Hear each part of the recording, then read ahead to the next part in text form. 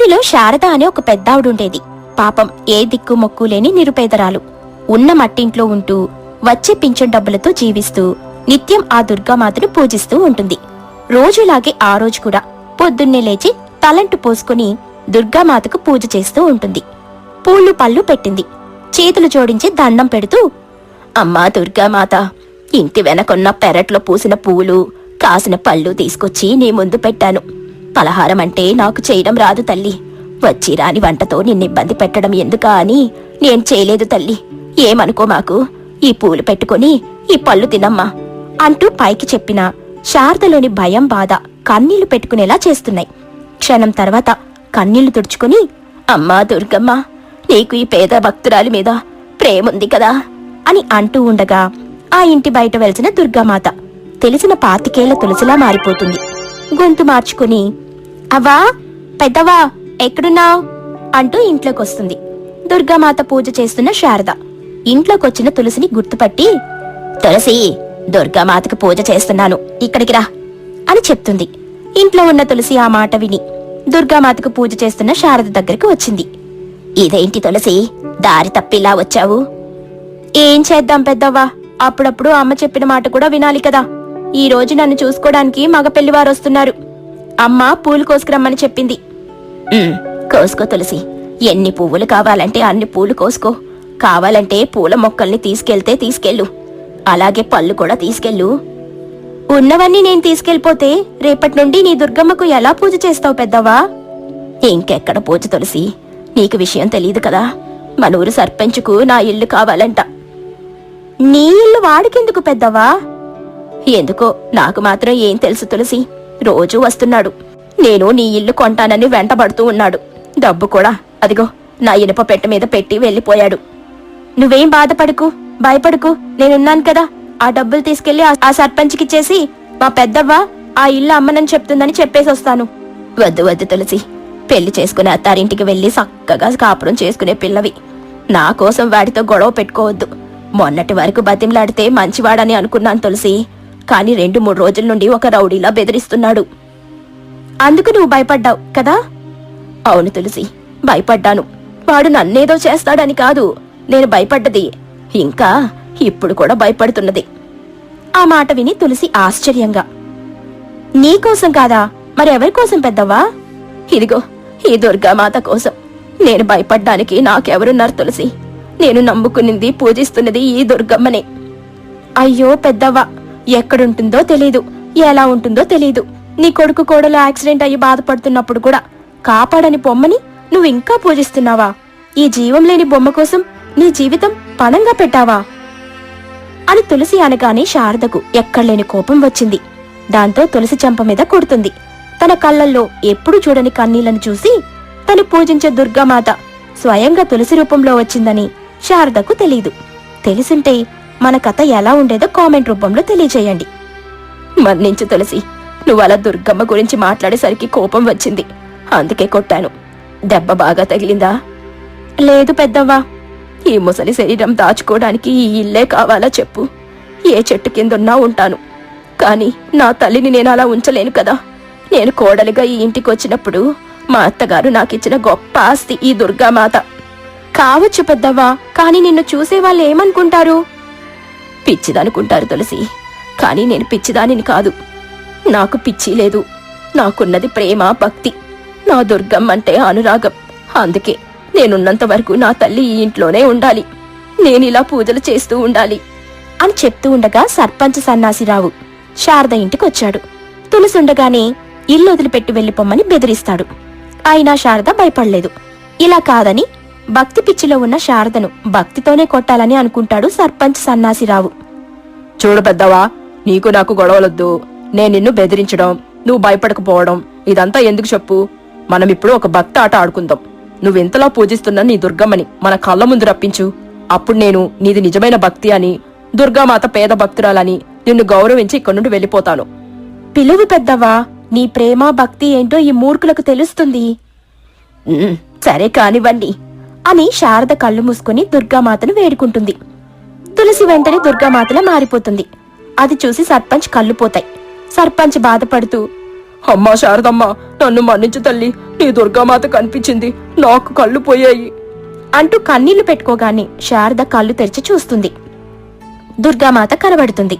అక్కడుండాల్సిన తులసి లేదు. అంటే దుర్గామాతే తులసిలా వచ్చిందని శారదకు అర్థమైంది. కన్నీళ్లు పెట్టుకుంది. ఎందుకు శారద కన్నీళ్లు? నేను నిన్ను కొట్టాను కదా తల్లి. కొట్టావని నువ్వు అనుకుంటున్నావు. ఈ విధంగా నువ్వు నన్ను తాకవని నేను సంతోషపడుతున్నాను శారదా అంటూ శారద, దుర్గామాత అలా మాట్లాడుకుంటూ సంతోషంలో ఉండిపోతారు. ఒక ఊరిలో గౌరీ అని ఒక మహిళ ఉండేది. గౌరీ చాలా మంచిది. ఎప్పుడూ దుర్గామాతని ఆరాధిస్తూ ఉండేది. గౌరీ తల్లి పాపం అనారోగ్యంతో మంచాన పడి ఉంటుంది. తన తల్లిని జాగ్రత్తగా చూసుకుంటూ ఉండేది గౌరీ. అమ్మ దుర్గమ్మ, చిన్నప్పుడే నా తండ్రి మరణించాడు. ఇకప్పటి నుండి మా అమ్మే నన్ను ఎంతో కష్టపడి పెంచింది. ఆమె కనుక లేకపోతే నేనేమైపోయేదాన్నో. పాపం ఇప్పుడు అమ్మ అనారోగ్యంతో చాలా బాధపడుతూ ఉంది. ఆమెకి ఎలా అయినా నయమయ్యేలా చేయి తల్లి. అలా గౌరీ దుర్గమ్మని వేడుకుంటూ ఉంటుంది. ఇంతలో తల్లి గౌరీని పిలుస్తుంది. అమ్మా, ఏమైందమ్మా? గౌరీ, నాకు రోజులు దగ్గర పడ్డాయన్న విషయం నాకు బాగా అర్థమవుతుంది తల్లి. అయ్యో, అలా అనకమ్మా, వెంటనే ఆస్పత్రికి వెళ్దాం పదమ్మా. లేదు గౌరీ, నా పరిస్థితి నాకు బాగా అర్థమవుతుంది. నీకొక వస్తువునివ్వాలి. ఏంటమ్మా అది? అక్కడున్న నా పెట్టెలో ఒక వజ్రాల హారం ఉంది చూడు. అలా సరోజ చెప్పడంతో పెట్టెలో ఉన్న వజ్రాల హారాన్ని బయటకు తీస్తుంది. అమ్మా, అసలు ఈ హారం ఎక్కడిది? నీ వద్దకు ఎలా వచ్చింది? నీ చిన్నప్పుడు మనకు బాగా ఆస్తులుండేవి తల్లి. ఏం కర్మ చేసుకున్నామో ఏమో, అన్నీ పోయాయి. ఈ ఒక్క నెక్లెస్ మాత్రమే మిగిలింది. ఇది నీకోసమే తల్లి. అలా చెప్పి సరోజ అక్కడికక్కడే మరణిస్తుంది. పాపం దుర్గా బాధకి అంతు లేకుండా పోతుంది. ఎంతో కష్టపడి తల్లికి చెయ్యాల్సిన అన్ని కార్యక్రమాలని చేస్తుంది. పాపం ఒంటరిదైపోతుంది గౌరీ. ఏమిటి దుర్గమ్మ, ఇలా తయారైంది నా బ్రతుకు. ఇప్పుడిక నాకు నువ్వు తప్ప ఎవ్వరూ లేరు. అలా గౌరీ దుర్గాదేవి ముందు కూర్చొని బాధపడుతూ ఉంటుంది. ఇంతలో గౌరీ ఇంటి వద్దకు కళ్యాణి అని ఒక మహిళ వస్తుంది. కళ్యాణి ఎవరో కాదు, గౌరికి స్వయాన మేనత్త. అత్తయ్య, మీరా? ఏంటిలా వచ్చారు? ఇక రాకుండా ఎలా ఉండమంటావు?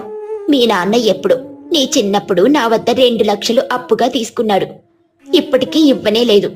మీ అమ్మేమో రేపిస్తా ఎల్లుండిస్తా అనేది. ఇప్పుడు ఆమె కూడా వెళ్ళిపోయింది. ఇప్పుడిక నాకు డబ్బులు ఎవరిస్తారు? నా వద్ద కూడా డబ్బు లేదత్తయ్యా. అమ్మ నాకొక నెక్లెస్ ఇచ్చింది. నాతో పాటు రండి, నేనిప్పుడే దాన్ని అమ్మి మీకు ఇవ్వాల్సిన 2 లక్షలు ఇచ్చేస్తాను. నెక్లెసా? ఏది? ఇలా చూపించు. అలా కళ్యాణి అడగగానే నెక్లెస్ ని చూపిస్తుంది గౌరీ. అప్పుడు కళ్యాణి మనసులో ఇలా అనుకుంటుంది. అరే, ఏంటిది? చూస్తూ ఉంటే వజ్రాల హారంలా ఉందే. దీని నమ్మితే కనీసం 10 లక్షలైనా ఖచ్చితంగా వస్తాయి. ఎలా అయినా ఈ నెక్లెస్ ని నేను నా సొంతం చేసుకోవాలి. అలా కళ్యాణి తన మనసులో అనుకుంటుంది. డబ్బుదేముందమ్మా గౌరీ, చూస్తూ ఉంటే చాలా బాధలో ఉన్నావు. మీ అమ్మ నీకిచ్చిన కానుక అని అంటున్నావు. నీ దగ్గరే ఉంచు. మరేం పర్వాలేదత్తయ్య, నాకు మాత్రం ఎవరున్నారు? మా తల్లిదండ్రులు చేసిన అప్పును తీర్చడం నా బాధ్యత కదత్తయ్యా. హరే, అవన్నీ ఆలోచించుకు. పాపం ఒక్కదానివే ఎలా ఉంటావు? నువ్వు వెంటనే నాతో పాటు ఇంటికి వచ్చేయ్. అలా గౌరీ ఎంత వద్దంటున్నా వినకుండా కళ్యాణి గౌరీని తన ఇంటికి తీసుకెళ్తుంది. కళ్యాణి కొడుకైన రమేష్ తన తల్లితో ఇలా అంటాడు. ఏంటమ్మా నువ్వు ఆ అమ్మాయిని ఇంటికి తీసుకునొచ్చావు? నీకు తెలుసుగా వాళ్ళు చాలా పేదవాళ్ళని. ఇలాంటి వాళ్ళని అస్సలు పట్టించుకోకూడదని నువ్వేగా చెప్పావు. అరే, అలా కాదురా. ఆ అమ్మాయి వద్ద 10 లక్షలు విలువ చేసే వజ్రాల హారం ఉంది. అది కనుక మన చేతికి రాగానే ఆ అమ్మాయిని మెడపట్టి నేనే బయటికి గెంటేస్తాను. అలా రమేష్ కళ్యాణి వజ్రాల హారం కోసం గౌరీని చాలా జాగ్రత్తగా చూసుకుంటూ ఉంటారు. గౌరీ, గౌరీ, నీకొక విషయం చెప్పాలి. ఏమైందత్తయ్య? ఎందుకిలా కంగారు పడుతున్నారు? రాత్రి మీ అమ్మ కలలో కనిపించింది. నాతో తన బాధలన్నీ చెప్పుకుంది. అమ్మ ఏం చెప్పింది? మీ అమ్మ నీ పైననే చింత పెట్టుకొనుంది. పాపం చాలా బాధపడుతుంది. నిన్ను నా కొడుకు రమేష్కిచ్చి పెళ్లి చేయమని నాకు చెప్పింది. నేను అస్సలు కాదు అనలేకపోయాను. నీ నిర్ణయం ఏమిటో చెప్పమ్మా. అమ్మ నిజంగా నీతో ఆ మాట చెప్పిందా అత్తయ్య? అవును తల్లి, నేను నీతో ఎప్పుడైనా అబద్ధం చెప్పానా? నువ్వు ఒప్పుకోవడం మాత్రమే ఆలస్యం. నేను పెళ్లికి ఏర్పాట్లు చేస్తాను. అలా కళ్యాణి అడగడంతో గౌరీ పెళ్లి కొప్పుకుంటుంది. అనుకున్నట్టుగానే గౌరికి రమేష్కి పెళ్లి చేస్తుంది. ఏమిటమ్మా, గౌరీ పెళ్లికి కూడా ఆ హారాన్ని పెట్టుకోలేదు? ఏమోరా, ఆయన పెళ్ళైపోయిందిగా, ఇక ఆ నెక్లెస్ మనదే. ఇక ఈ క్షణం నుండి నేను అదే పనిపై ఉంటాను. అలా రమేష్ కళ్యాణి మాట్లాడుకుంటూ ఉంటారు. గౌరీ, గౌరీ, ఏం చేస్తున్నావమ్మా? ఏం లేదత్తయ్య, వంట చేస్తున్నాను. ఓహో అలాగా. ఏమిటో, నువ్వు వచ్చినప్పటి నుండి నాకు అస్సలు పని అనేదే లేకుండా పోయింది. ఇకపై మీరు ఎలాంటి పని చేయడానికి వీల్లేదత్తయ్య, నేనున్నానుగా. ఇకపై ఈ ఇంటి పనంతా నాదే. పెళ్లికి చాలా ఖర్చయింది తల్లి. పక్కింటి సుజాత గారి దగ్గర 50,000 రూపాయలు అప్పుగా తీసుకొనొచ్చాను. ఇప్పుడు ఆవిడ డబ్బు కావాలి అని అడుగుతుంది. ఏం చెయ్యాలో ఏమో నాకేం అర్థం కావడం లేదు. అయ్యో అవునా, మీరేం బాధపడకండి అత్తయ్య అంటూ గౌరీ తన గదిలోకి వెళ్తుంది. ఖచ్చితంగా ఆ నెక్లెస్ కోసమే వెళ్ళుంటుంది. ఇప్పుడిక ఆ నెక్లెస్ నాదే.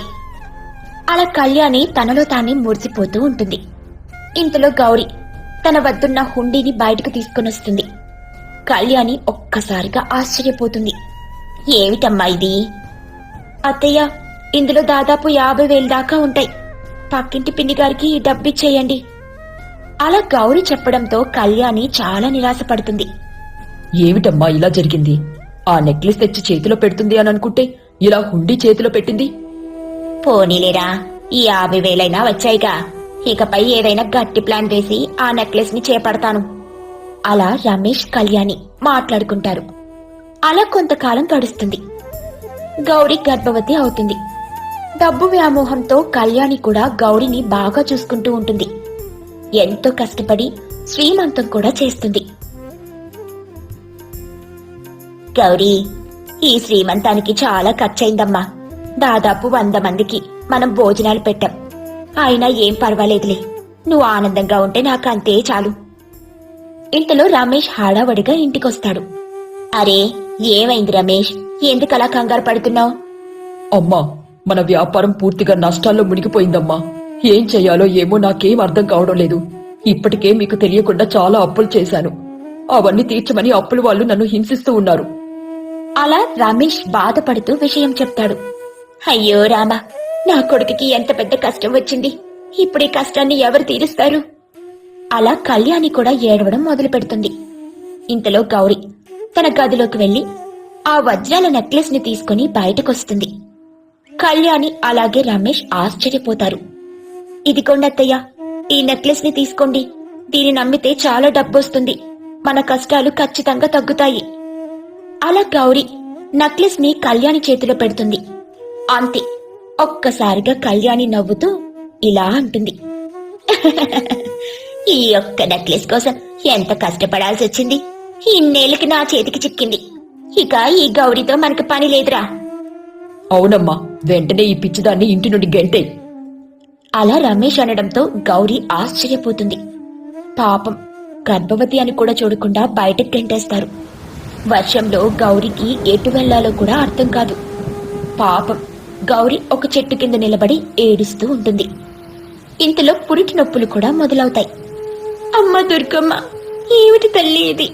నేను ఎప్పుడూ ఎవరికి ఎలాంటి హాని చేయలేదు. నాకే ఎందుకు తల్లి ఇన్ని కష్టాలు? దయచేసి నా బిడ్డనైనా కాపాడండి తల్లి. అలా గౌరీ వేడుకోవడంతో దుర్గామాత ప్రత్యక్షమవుతుంది. దుర్గాదేవి గౌరికి వైద్యం చేస్తుంది. గౌరీ ఒక మంచి మగబిడ్డకి జన్మనిస్తుంది. గౌరీ, ఇన్నేళ్లు ఎంతో కష్టపడ్డావు. ఇక ఇలా నీ కష్టాలన్నీ మాయమైపోయినట్టే అంటూ దుర్గాదేవి గౌరికి ఒక చక్కటి ఇంటిని అలాగే కొంత ధనాన్ని ఇచ్చి అక్కడి నుండి మాయమైపోతుంది.